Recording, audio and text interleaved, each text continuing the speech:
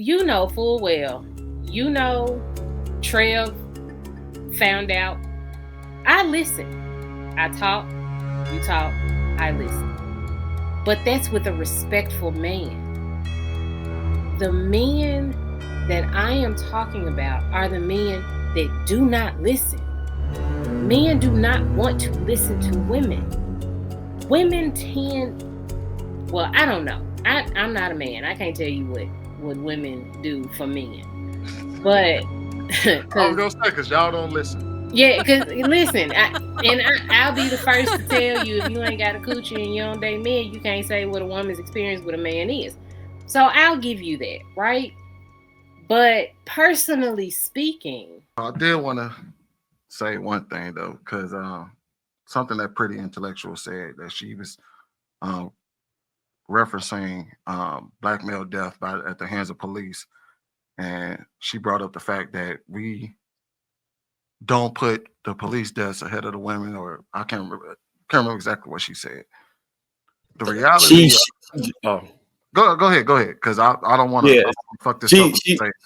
She juxtaposed because the initial statement I was saying was how I view the role of the majority of men, because we were talking about in general. Then it was framed in one is too many, which I agree with. So it's kind of an argument that I wasn't making, but I just let it go forward because So that wasn't She was also talking about globally, so not like on the local level. She was saying these are global numbers. This isn't like within our communities or anything of that nature. The goalpost keeps moving. That's all I have to say. Fair enough. So here's the thing, though. I thought the goalpost was global. Are we speaking just black community? I mean, I can address it globally. The thing is, though, is that are we really concerned about how many people die globally? Because the reality is that almost 80% of deaths globally from violence, and I'm not saying that's if you take war out, over 80% of deaths globally are men. So do we actually care, or are we only saying that we care because it just so happened to be women on the chopping block? Sweeney, I'm going to say no, because if that were the case, they would be banging for number 1, heart disease, number 2, cancer, number 3, the vid, number 4, stroke. Right? We could keep going, but it's not even in the top 10 reasons. But I don't hear anybody bang for any of those reasons, to be honest. So it isn't just about the death. It's particularly against men sometimes, and that's the problem. And then, I mean, I'm gonna be honest with y'all. Here's the reality of it. To create a human being, to recreate ourselves, you need one woman and one man. There's no way to do it without it. All the other shit is social. All the other things that we come up with in society to deal with one another, all that shit is social. What exactly do y'all want from us? What is let's come up with the social contract right now. What do y'all want from men in this relationship thing where to create the next generation? Because all of this shit is social. Because if y'all want it the way of we can just y'all want us to leave y'all the fuck alone, we can do that. If y'all just want our kids, we can come over there, drop our nut off, and keep it pushing like animals. Are you talking about goat cheese, Sweeney? Goat cheese? I don't know what the fuck you talking about. Well, but here's the thing, Sweeney. Women, specifically us on the panel, literally sit here and say, this is what women think. This is what women want. And men are like, you got to follow my program. Okay, so do y'all want to know how we feel and what we need from you? Or is it we got to get on y'all program? We have to become the women that you want. We have to change ourselves for you. Because do you understand how many men in how many of the little broke dusties in the chat be like, she gonna be single forever. No, if men actually listened to what a woman's perspective was, and both of us, not just men, both of us adjusted for each other, then I think that things might work. But men want women to acquiesce. Right. Men want women to be malleable so that we can form to their plan instead of finding out what we need to feel loved, valued, and appreciated. So here's the thing, Bo, because I get it. You're arguing this from a woman's perspective, but you also have to understand it from our perspective. Mhm. For men, it sounds like an unfair deal. For a lot of men, it feels like a lot of responsibility and no benefit. So when we come to the table, now if you say, hey, look, we willing to come to the table and we're willing to take responsibility for whatever we do in the relationship, that we no longer put it on your plate as men, then I'm sure men to say, hey, look, we can get down with that. We can get down with if I ain't gotta die every time you go outside and do something dumb, or every time, oh, I gotta be the one that puts my body on the line. You willing to jump out there too? You willing to take on the financial burden of the household without saying that it's an expectation of me? I'm sure we rock with that. But every time, like, you have to understand that we are also constantly seeing in these situations, women tell men what they're supposed to do. This is what you're supposed to. And oftentimes it has something to do with taking some form of responsibility for her and her actions. And so men come to the table and say, well, if I have to do all of that, then I need you to listen to me.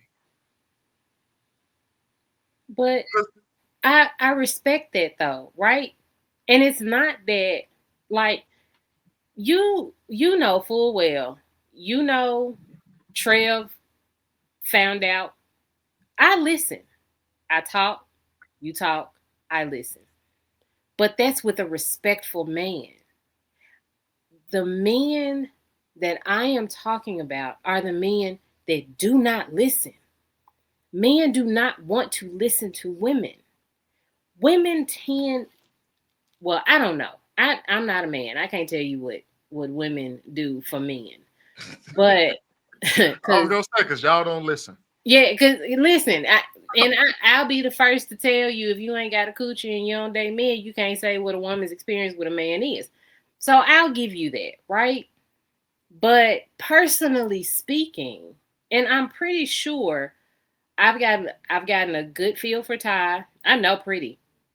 We are respectful women. We are respectable women.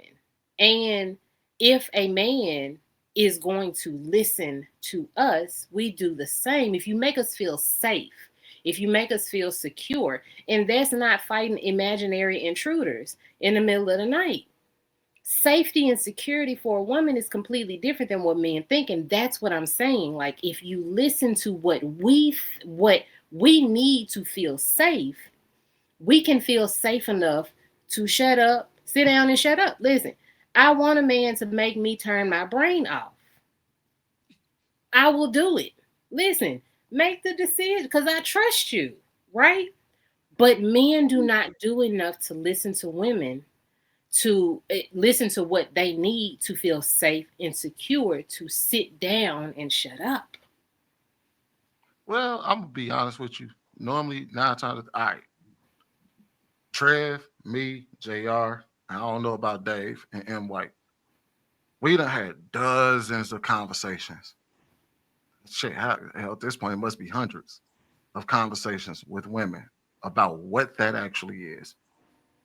And 9 times out of 10, somehow, some way, it cycles back around to how much money he makes.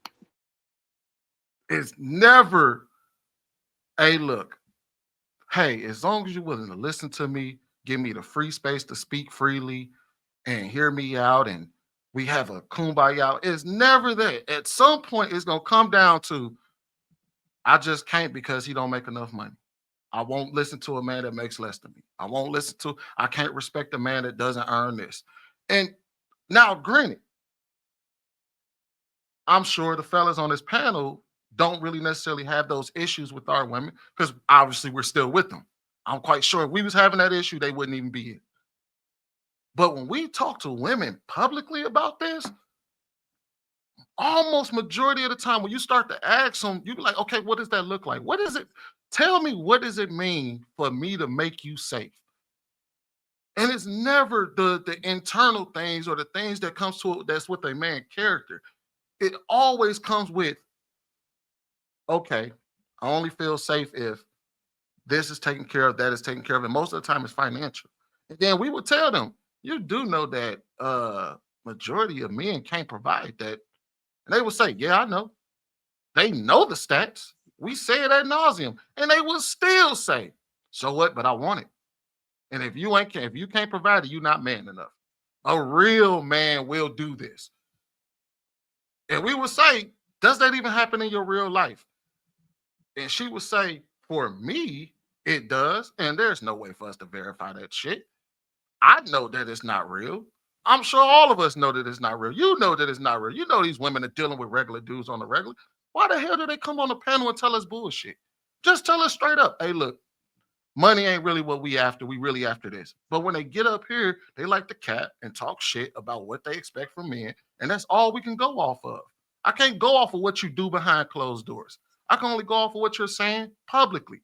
And publicly, majority of these women are saying it always boils down to the money. It's never the character of a man.